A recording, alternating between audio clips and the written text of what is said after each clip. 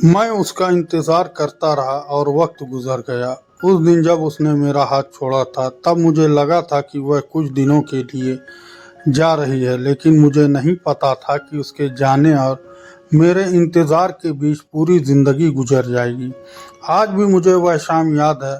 बारिश रुक चुकी थी, सड़क पर पानी जमा था और मैं उसके सामने खड़ा था। उसकी आंखें झुकी हुई थी और मेरे हाथ काँप रहे थे। मैं बार बार सिर्फ एक सवाल पूछ रहा था, क्या तुम सचमुच जा रही हो? उसने मेरी तरफ देखा, उसकी आंखों में आंसू थे, लेकिन उन आंसुओं में मेरे लिए रुक जाने की कोई इच्छा नहीं थी। उसने धीरे से कहा, कुछ रिश्ते चाह कर भी पूरे नहीं होते, और फिर वह मुड़कर चली गई। मैं उसे जाते हुए देखता रहा जब तक वह मेरी आंखों से ओझल नहीं हो गई। उस दिन मुझे लगा कि वह वापस आएगी, लेकिन मुझे नहीं पता था कि मैं आने वाले कई साल उसी एक उम्मीद के सहारे जीने वाला हूँ। मेरा नाम आरव था और उसका नाम सिया। मेरी ज़िंदगी में सबसे खूबसूरत गलती थी। गलती इसलिए नहीं क्योंकि मैंने उससे प्यार किया, गलती इसलिए क्योंकि मैंने उसे अपनी पूरी दुनिया बना लिया था। हमारी मुलाकात एक साधारण दिन पर हुई थी। मैं एक किताबों की दुकान पर काम करता था। मेरी ज़िंदगी बहुत सीधी थी, घर से काम, काम से घर। ना कोई दोस्त, ना कोई खास सपना। लेकिन फिर एक दिन वह दुकान में आई, सफ़ेद सूट, खुले बाल और चेहरे पर एक ऐसी मुस्कान जैसे ज़िंदगी ने उसे कभी दुख दिया ही ना हो। उसने मुझसे पूछा, माफ़ कीजिएगा, प्रेम कहानियों वाली कोई अच्छी किताब है? मैंने किताब निकाली, उसने किताब ली और मुस्कुरा कर धन्यवाद कहा। बस, कहानी यहीं ख़त्म हो जानी चाहिए थी, लेकिन शायद किस्मत को कुछ और मंजूर था। अगले दिन वह फिर आई, फिर उसके अगले दिन। धीरे धीरे हमारी बातें होने लगी, फिर दोस्ती हुई, फिर दोस्ती से ज़्यादा कुछ। और एक दिन मुझे महसूस हुआ कि मैं उससे प्यार करने लगा हूँ, लेकिन डरता था, बहुत डरता था, क्योंकि वह मेरे जैसी नहीं थी। वह खूबसूरत थी, खुश मिजाज थी, हर किसी का ध्यान उसकी तरफ चला जाता था, और मैं भीड़ में खो जाने वाला एक साधारण लड़का। फिर भी एक दिन मैंने हिम्मत जुटाई, उसे नदी किनारे बुलाया।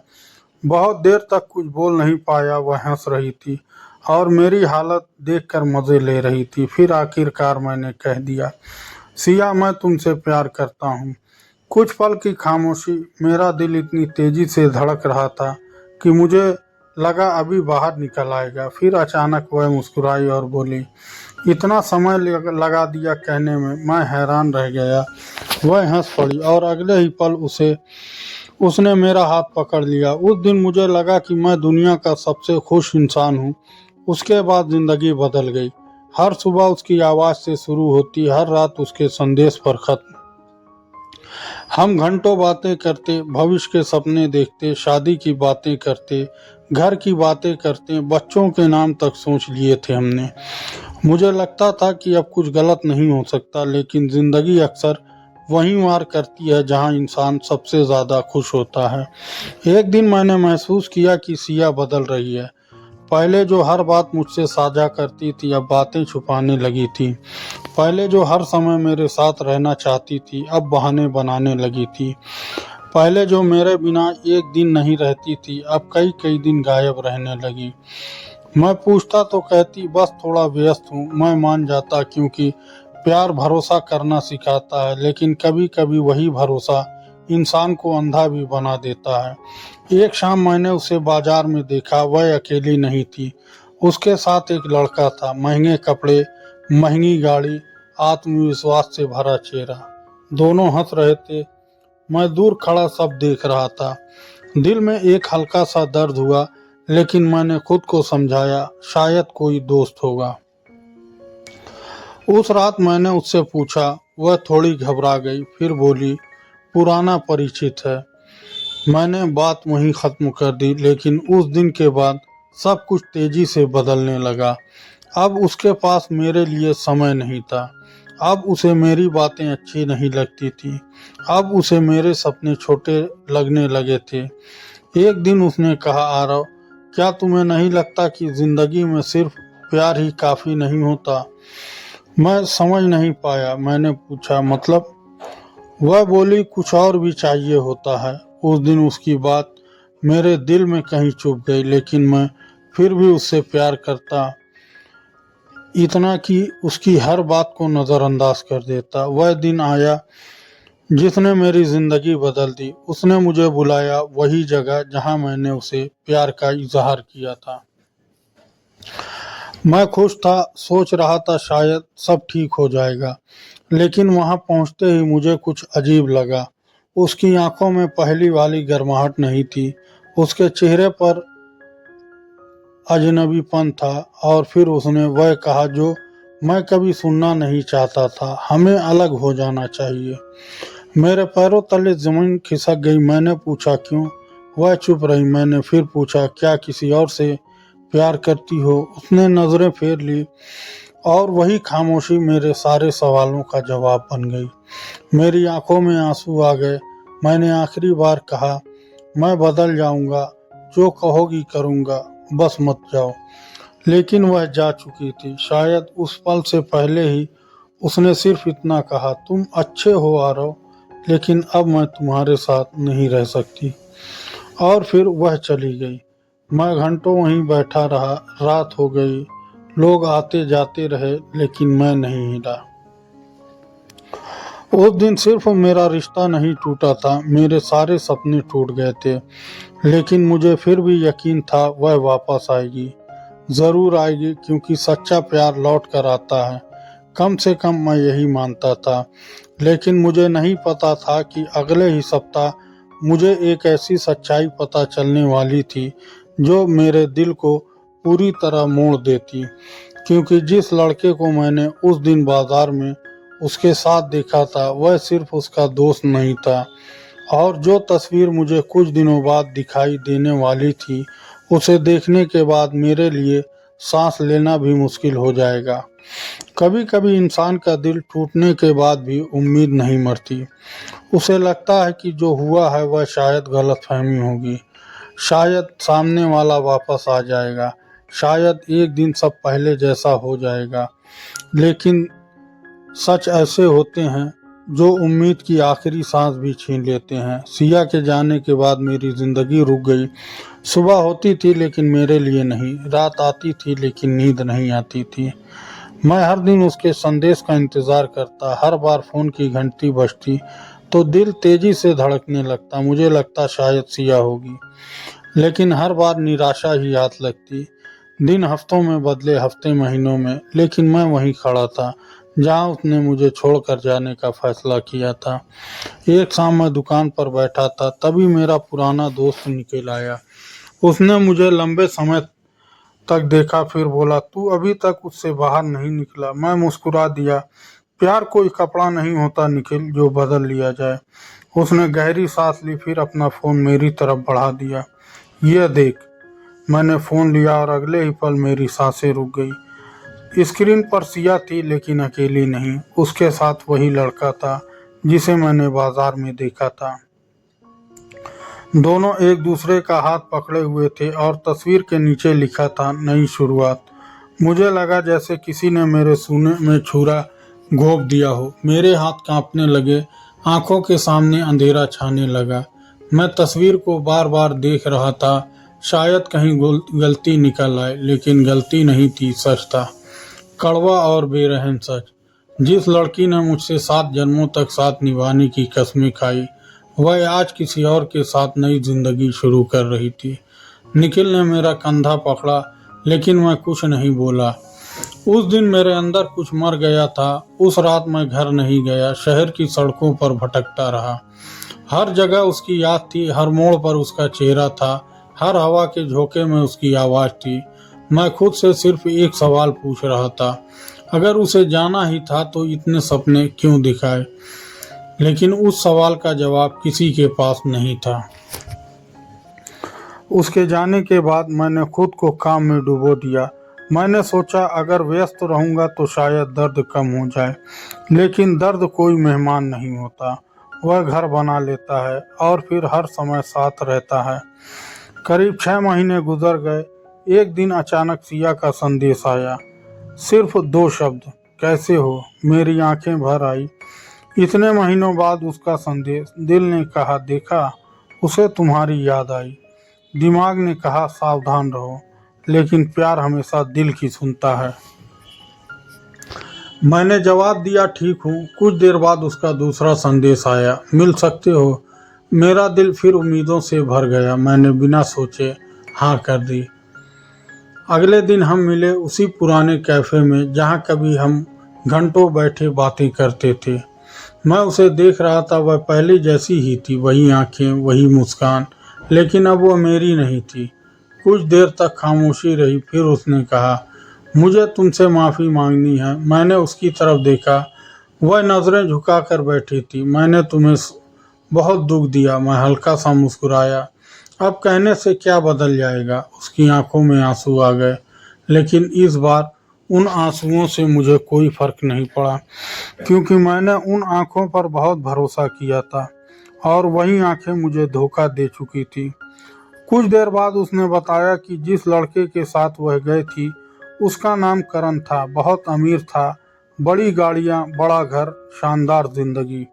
उसे लगा था कि करण उसे वह सब दे सकता है जो मैं कभी नहीं दे पाऊंगा, इसलिए उसने मुझे छोड़ दिया था। उसकी बातें सुनकर मेरे अंदर गुस्सा नहीं आया, बस एक अजीब सी शांति थी, जैसे अब सारे सवालों के जवाब मिल गए हों। लेकिन तभी उसने एक ऐसी बात कही जिसने मुझे अंदर तक हिला दिया। वह बोली, आरव, अगर मैं वापस आना चाहूँ तो। मेरे हाथ मेज पर ही जम गए। मैंने उसकी तरफ देखा, वह सच में जवाब चाहती थी। मेरे दिल में तूफान उठ गया। जिस लड़की के लिए मैंने महीनों रोया था, वह आज वापस आने की बात कर रही थी। लेकिन क्यों, अचानक क्यों? मैंने उससे पूछा, करण कहाँ है? उसने नज़रें फेर ली और फिर बोली, वह मुझे छोड़कर चला गया। एक पल के लिए सब कुछ समझ आ गया। जिस तरह उसने मुझे छोड़ा था, उसी तरह करण ने उसे छोड़ दिया था। किस्मत ने पूरा चक्र पूरा किया, लेकिन मेरे दिल में फिर भी प्यार बाकी था। यही मेरी सबसे बड़ी कमजोरी थी। उस दिन मैं बिना कोई जवाब दिए वहां से चला आया। पूरी रात जागता रहा। दिल कह रहा था उसे एक मौका और दे दो। दिमाग कह रहा था जिसने एक बार धोखा दिया वह फिर दे सकती है। मैं समझ नहीं पा रहा था कि क्या करूं, लेकिन अगली सुबह मेरे घर के दरवाजे पर एक लिफाफा पड़ा मिला। उस पर मेरा नाम लिखा था। मैंने लिफाफा खोला। अंदर कुछ तस्वीरें थी और एक चिट्ठी। जैसे जैसे मैं तस्वीरें देखता गया, मेरे चेहरे का रंग उड़ता गया, क्योंकि उन तस्वीरों में सिर्फ सिया और करण नहीं थे। उन तस्वीरों में एक और सच छिपा था, एक ऐसा सच जिसे जानने के बाद मुझे समझ आने वाला था कि सिया ने सिर्फ मुझे नहीं छोड़ा था, वह पूरे समय मुझसे एक बहुत बड़ा झूठ भी बोलती रही। और उस चिट्ठी के आखिरी शब्द पढ़कर मेरे हाथ कांपने लगे, क्योंकि उसमें लिखा था, अगर तुम्हें पूरी सच्चाई जाननी है तो कल शाम पुराने नदी किनारे आना, जहां तुम्हारी कहानी शुरू हुई थी। और सबसे चौंकाने वाली बात, उस चिट्ठी पर सिया का नाम नहीं था, किसी और का था। उस रात मैं बिल्कुल सो नहीं पाया। बार बार वही चिट्ठी मेरे सामने आ रही थी, बार बार वही तस्वीरें मेरे आंखों के सामने घूम रही थी। और सबसे ज़्यादा मुझे परेशान कर रहा था वह नाम जो चिट्ठी के नीचे लिखा था। वह नाम था विवेक। मैं इस नाम को नहीं जानता, ना कभी मैंने सिया से इस नाम के बारे में सुना था, ना मेरी जिंदगी में कभी कोई विवेक आया था। लेकिन अब ऐसा लग रहा था जैसे मेरी जिंदगी की सबसे बड़ी सच्चाई उसी इंसान के पास थी। सुबह हुई, फिर दोपहर और आखिरकार शाम। मैं तय समय पर नदी किनारे पहुंचा। वही नदी किनारा जहां मैंने पहली बार सिया का हाथ पकड़ा था, वही जगह जहां मैंने उसे अपने दिल की बात बताई थी, और वही जगह जहां हमारी कहानी शुरू हुई थी। मैं बेचैनी से इधर उधर देखने लगा। कुछ देर बाद एक आदमी मेरी तरफ आता दिखाई दिया। करीब 30 साल की उम्र, चेहरे पर गंभीरता और आंखों में थकान। वह मेरे सामने आकर रुक गया। आरव, उसने पूछा। मैंने सर हिलाया। तुम विवेक हो? वह हल्का सा मुस्कुराया। हाँ। कुछ पल खामोशी रही, फिर मैंने सीधे पूछा, क्या तुम कौन हो, और तुम्हें मेरी और सिया की कहानी के बारे में इतना सब कैसे पता है? विवेक ने गहरी सांस ली, फिर बोली, क्योंकि मैं करण का सबसे करीबी दोस्त था। ये सुनकर मैं चौंक गया। मेरे अंदर फिर बेचैनी पड़ गई। वह धीरे धीरे बोलने लगा, करण और सिया के रिश्ते की शुरुआत से लेकर अंत तक मैं सब जानता हूँ। मैं चुपचाप सुनता रहा। फिर उसने जेब से एक और तस्वीर निकाली और मेरी तरफ बढ़ा दी। मैंने तस्वीर देखी। उसमें सिया और करण साथ बैठे हुए थे, लेकिन तस्वीर का असली झटका कुछ और था। तस्वीर के पीछे तारीख लिखी थी। वह तारीख उस दिन से कई महीने पुरानी थी जब सिया मेरे साथ रिश्ते में थी। मेरे हाथ कांप गए। मैंने विवेक की तरफ देखा। उसने धीमी आवाज में कहा, सिया की मुलाकात करण से तब हो गई थी जब वह अभी भी तुम्हारे साथ थी। मेरे पैरों तले जमीन खिसक गई। मैंने दर्द से आंखें बंद कर ली। तो यह सब अचानक नहीं हुआ था। वह महीनों से मुझे धोखा दे रही थी। महीनों से। जब वह मुझे प्यार के वादे कर रही थी तब भी, जब वह मेरे साथ भविष्य के सपने देख रही थी तब भी, जब वह मेरा हाथ पकड़कर कहती थी मैं ही उसकी दुनिया हूँ तब भी। विवेक ने आगे कहा, करण को लगता है कि सिया सिर्फ उसी से प्यार करती है। उसे तुम्हारे बारे में बहुत बाद में पता चला। मैंने हैरानी से उसकी तरफ देखा। क्या मतलब? वह बोला, सिया ने करण से भी झूठ बोला था। फिर उसने पूरी कहानी बताई। सिया एक साथ दो जिंदगियां जी रही थी। एक तरफ मैं था जो उसे बिना शर्त प्यार करता था। दूसरी तरफ करण था जो उसे वह दुनिया दिखा रहा था जिसकी उसने हमेशा चाहत की थी। लेकिन झूठ की उम्र लंबी नहीं होती। एक दिन करण को सच पता चल गया। उसे पता चला कि सिया अभी भी मेरे साथ रिश्ते में थी। उस दिन दोनों के बीच बहुत झगड़ा हुआ, लेकिन किसी तरह रिश्ता चलता रहा। फिर धीरे धीरे भरोसा खत्म हो गया और आखिरकार एक दिन करण उसे छोड़कर चला गया। मैं सब सुनता रहा। दिल में दर्द था, लेकिन अब आंसू नहीं थे। शायद दर्द अपनी आखिरी सीमा पार कर चुका था। फिर मैंने पूछा, अगर करण को सब पता था तो उसने बाद में सिया को क्यों छोड़ दिया?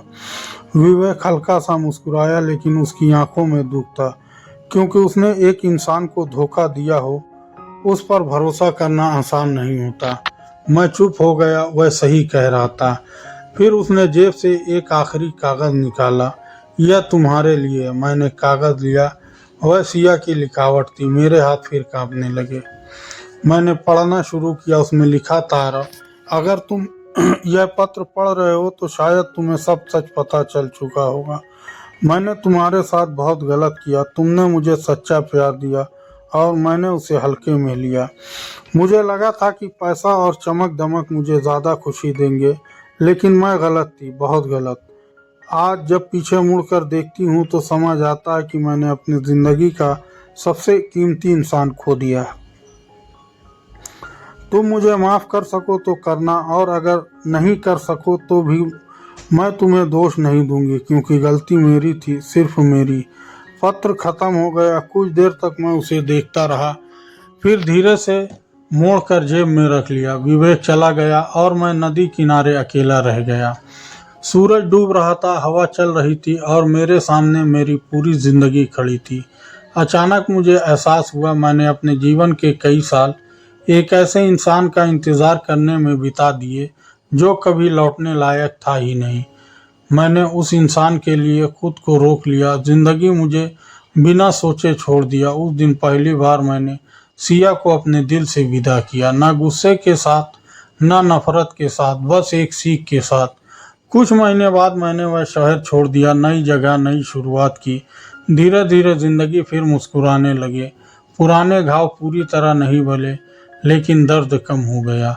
और एक दिन मुझे समझ आ गया, इंतज़ार हमेशा प्यार की निशानी नहीं होता। कभी कभी इंतज़ार सिर्फ हमारी आदत बन जाता है, और आदतें छोड़नी पड़ती है, वरना पूरी ज़िंदगी निकल जाती है। आज जब मैं पीछे मुड़कर देखता हूँ तो सिया के लिए मेरे दिल में कोई शिकायत नहीं है, क्योंकि उसने मुझे एक बहुत बड़ा सबक दिया। जिस इंसान को आपकी कीमत समझनी हो, वह अपने खोने का जोखिम नहीं लेता, और जो आपको छोड़कर चला जाए उसके लौटने का इंतज़ार करते करते अपनी ज़िंदगी बर्बाद नहीं करनी चाहिए, क्योंकि वक्त किसी के लिए नहीं रुकता, और जो इंसान वक्त की कीमत ना समझता, वह अक्सर जिंदगी की सबसे कीमती चीज़ खो देता है। मैं उसका इंतज़ार करता रहा और वक्त गुजर गया, लेकिन जब मुझे बात समझ आई तब तक मैं इंतज़ार करना छोड़ चुका था। और शायद उस दिन मेरी ज़िंदगी सच में शुरू हुई थी।